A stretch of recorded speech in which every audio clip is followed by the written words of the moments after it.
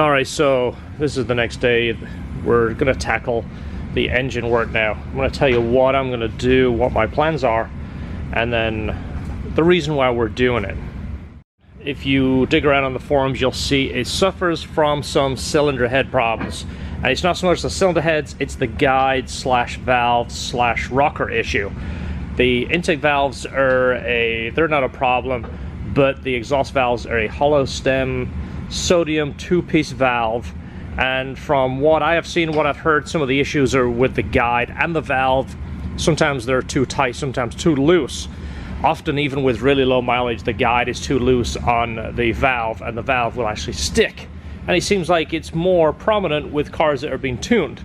If you change the air-fuel ratio, change the heat on the exhaust valve, it can prematurely lock the guide and the valves together.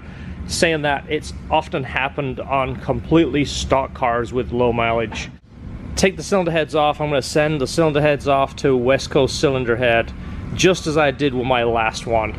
Now, the gentleman there, Richard, I've spoke to him often in the past about these issues, and he's got a lot of experience with the LS heads and this issue in particular. So the plan on this is, while he is redoing the heads, we're going to do his stage 2 port job, which basically takes the cylinder heads out, ports them a little bit further, the RCNC'd from the factory, but he takes them to the next step and changes the guides to a bronze guide and does a little bit of magic on the intake valves. He tumble polishes the intake valves and recommends you change the exhaust valves. Well, the exhaust valves I'm going to use for this are the Ferrea one-piece stainless hollow stem valves, so we've got a little bit more control for higher RPMs. I am going to change the springs and retainers per his recommendation. That should take care of the heads. Of course, I'm going to mill the heads, maybe about 15 thousandths to bump the compression a little bit. But while those heads are getting sent off, we're going to change the cam, we're going to change the trunnions in the rockers, change the push rods. I have some headers that we have Swain Tech coated and we modified. We're going to build a titanium X pipe, and then I have an axle back, which I'll show you later in the series. Also, we did test a few intakes on this car. I'm going to basically use my favorite intake, keep it, put it on here, take this aside. Intake manifold, I'm going to do a light port work on it. I don't want an aftermarket one, mainly because of looks. The car's going to make enough power.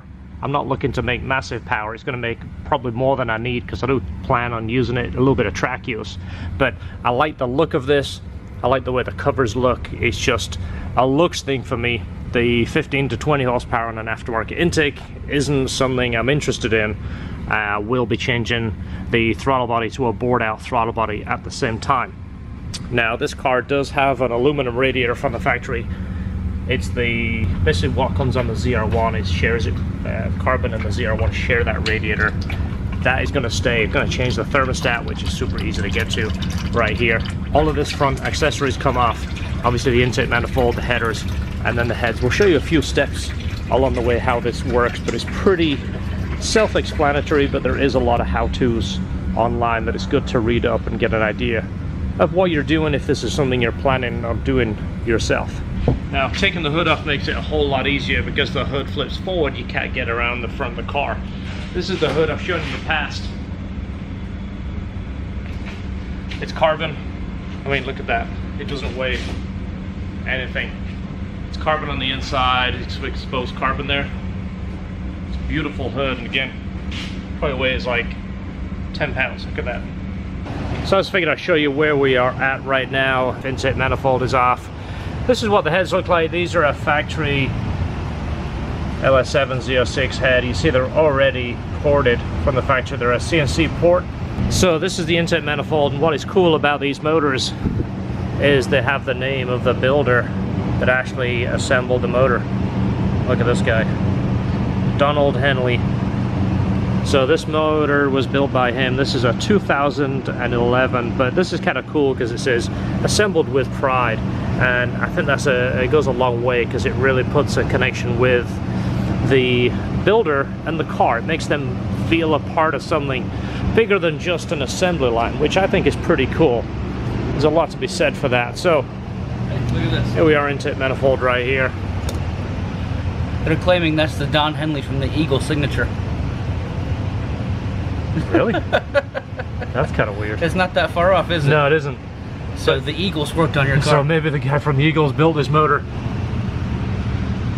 See, they're pretty good looking head already. CNC ported. You see all the CNC marks in here. But basically what we're doing, taking that to the next step. Our West Coast cylinder head is taking it to the next step. And of course changing the exhaust valves and doing the guides.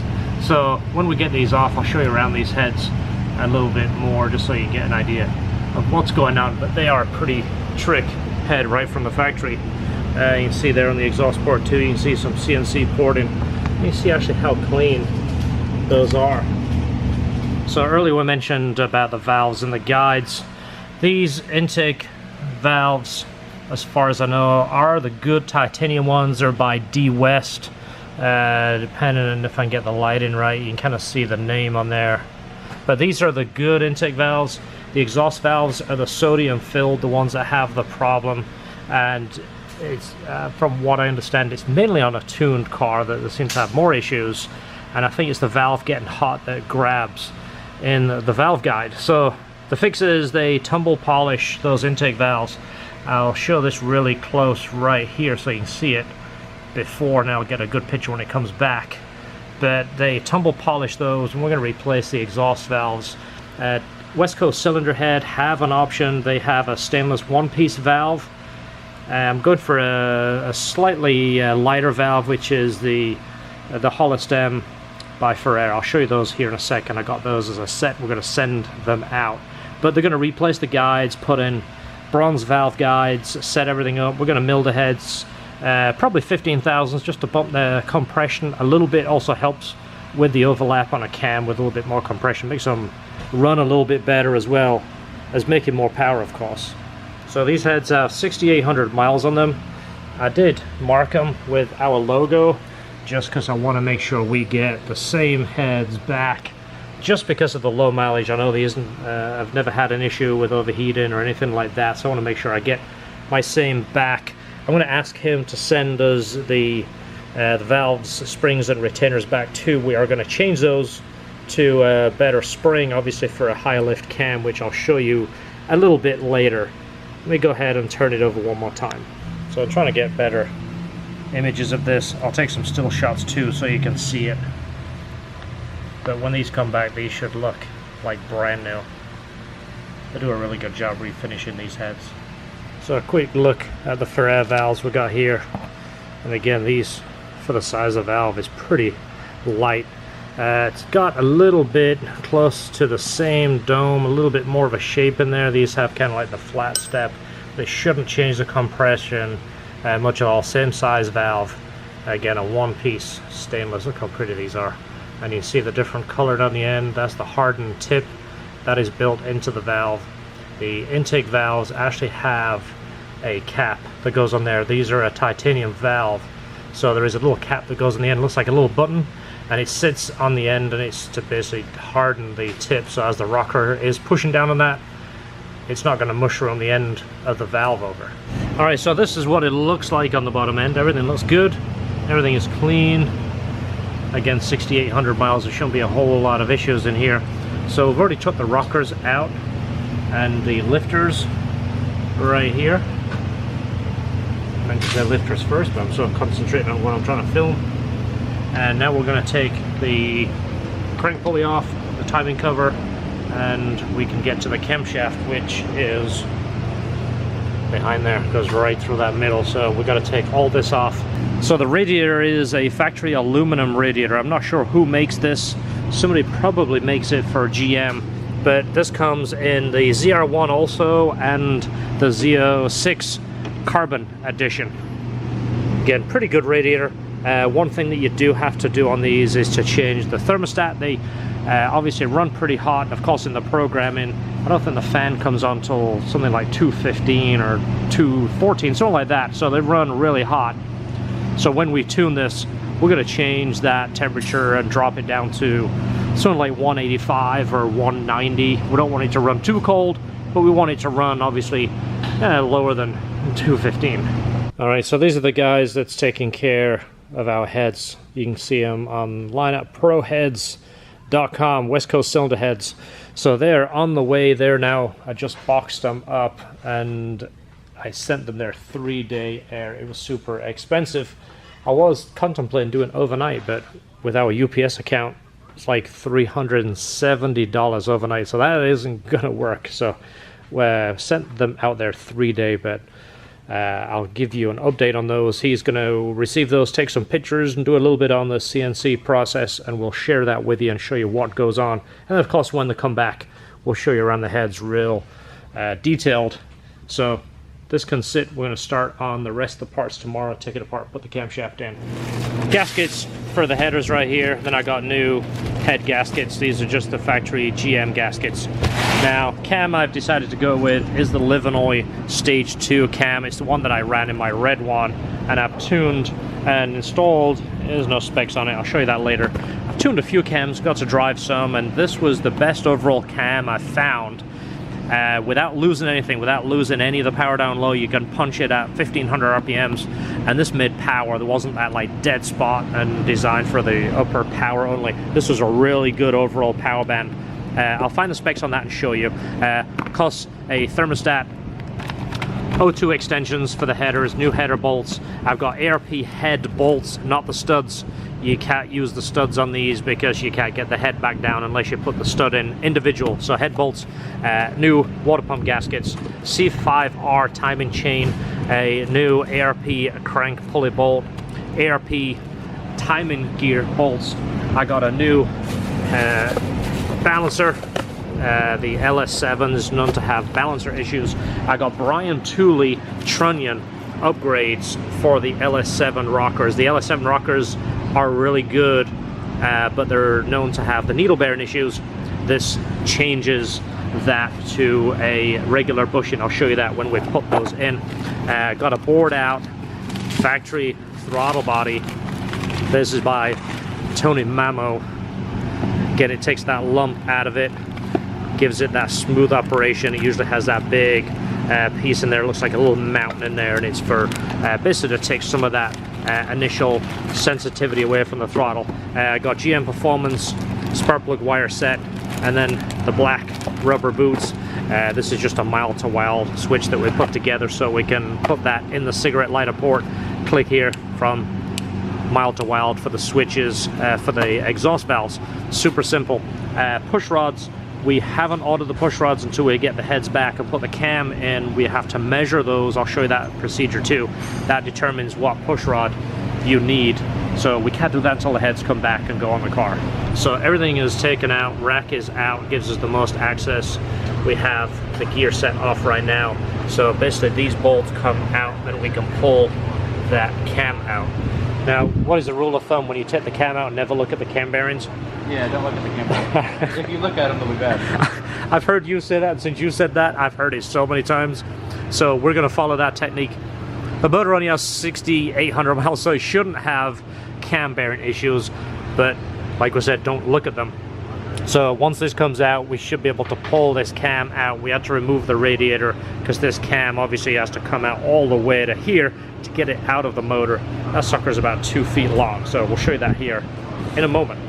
Alright, so hard to tell really the difference. This is the LS7 cam, this is the Livenoy cam. You can't really see that noticeable.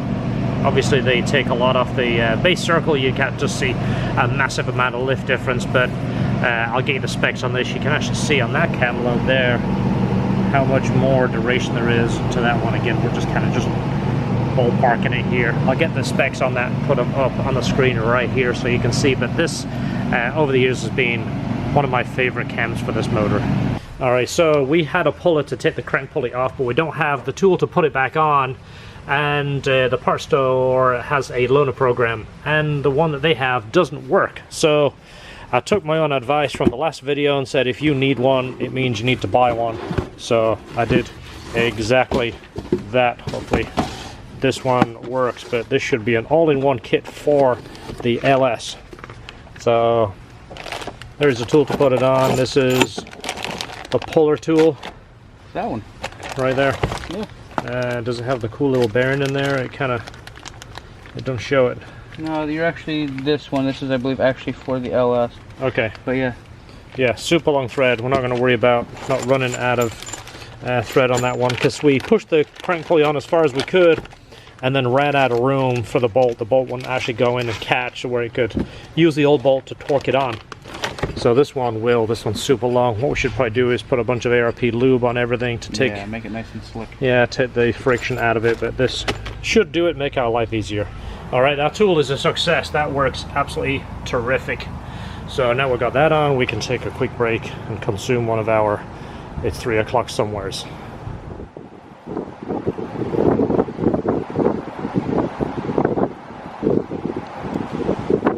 Alright, so unfortunately the ARP bolt they sent us is for the wrong one. It's actually for an LS1, LS2, LS3, LS6. LS7 apparently is ½ an inch longer, so this is pressed on, it's in the right spot, it's seated like it should be. We're just at hold, waiting for the bolt. There should be a bolt here in 2 days. Can't do a whole lot because the heads are still on the way to California, but once that bolt goes in... So I talked about some of the other things that we were doing.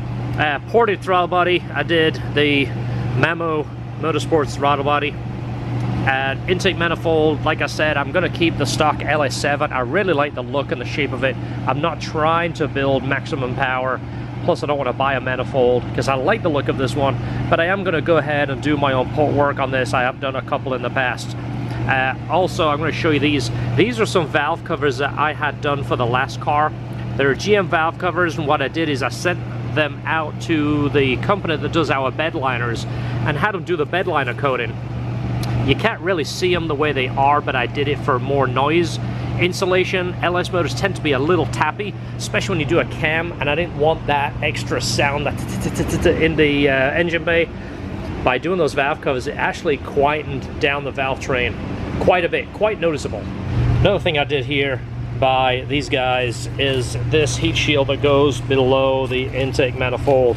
Now, I don't know how effective these are. I have seen a few people use them, a few YouTubers use them and swear by them, and it obviously can't hurt whenever you can keep the temperature, which it basically sits between here and the manifold. The manifold sits here. It's a plastic manifold, so it does a good job at resisting the heat. It doesn't heat soak like aluminum, but it stops some of that heat rising into the manifold, keeps it cooler. They're claiming some crazy amount of horsepower on their site, on their instructions, which I'm not going to say it's wrong. I can't prove it. I'm not going to do just the before and after, but they're showing 18 horsepower, which I don't know, but it can't hurt. It's like chicken noodle soup. It might not help, but it definitely doesn't hurt. Alright, so these are the headers. I showed these on an earlier episode. We bought these used. They're American racing headers. I didn't like the flange, the way this whole setup connected, so we changed that. We cut it off and put our own V-bend on here. Plus this end is going to get connected to a titanium X-pipe that we're going to build. So having the V-bend on here is a much cleaner look. We have a male and a female on each header, and it makes connecting to our X-pipe much nicer. These are coated by Swain Tech. Mentioned again, they're easily the brightest coat, and it's probably not the most desirable, but probably one of the best. As you see, just by picking it up, it's already sucked the dirt off my hand. It's very abrasive. I mean, you could file your nails on this stuff, but it's one of the best coatings on the market. So for exhaust, this is considered the axle back. These are the Acro Axleback. Now, I'm not going to try and pronounce this name because it seems like everybody gets offended when you pronounce it wrong, but that's the name of the muffler. These are the stainless ones. They're not the titanium ones. The titanium ones are discontinued for the C6, and of course it's also a little bit out of my price range. These I actually got an excellent price on a pair of these without the tips. We're going to put our own tips on there. I didn't want the carbon fiber tips on this. I wanted the stainless tips that we used. If you watch a past video on our ZR1, we changed to a tip that mimics this, but a little bit larger without being too obnoxious. So that's what I'm planning to put on these as well. So we're playing with this. This is the valve from the Acro exhaust. This is open, this is closed. So it comes to a stop there, and the blade is pretty much in line. This one appears to be right. This has a little actuator that attaches here. It's a vacuum actuated piece. This guy right here when you apply vacuum, it pulls this in, which is what opens the valve, just how the factory one works, like here. This one looks good. The one on this side doesn't line up correctly. This has a ton more movement. It moves a lot further, but the valve goes past it. That's where it open would be, and it goes all the way here. And the distance that this moves here, it needs to line up with a rod. It goes way past it. You see that? It needs to start there and go to here. So this isn't going to be in line. If you look at this down here, imagine the rod on there. It's in a completely wrong spot. I don't know how they messed this one up. I wonder if this is just something where we pull this off, sand the weld off that, and like try and flip it over and move it around until, because it might line up. Just they might have, you know, put it on upside down or something. Yeah, it could be. Well, this tab here makes it line up and lock on the nut. That might be in a different spot. Maybe we can undo that and put it to a different position. Yeah. That'll probably do it. Have something to do with there. If not, we're gonna have to change that ball right there. All right, so this is one done. This one looks like it works properly. This would be closed. This is open. So when you apply the vacuum, it closes that and pulls that plate tight in there. So that one works. The other one, it appears that that plate was just installed in the wrong spot. It's got kind of like a tab there. You see where it locks in place. So we just need to adjust. This is obviously just going to go from the same position, but we need to just take that nut, rotate the valve around, and tighten it back up. But I think it's that big of a deal. All right, guys, on the next episode, I'm going to show you the heads that should be back from West Coast. A little bit of modification we're going to do to the acro axle back and put our own tips on there. There's a few things I want to do different, and we'll start putting the heads on and hopefully get the car started. So stay tuned for that. Thanks for watching. See you on the next video. Don't forget, watch on the playlist to find the car or the project that you're interested in, and you can follow along. So see you on the next video. Don't forget, enjoy your cars.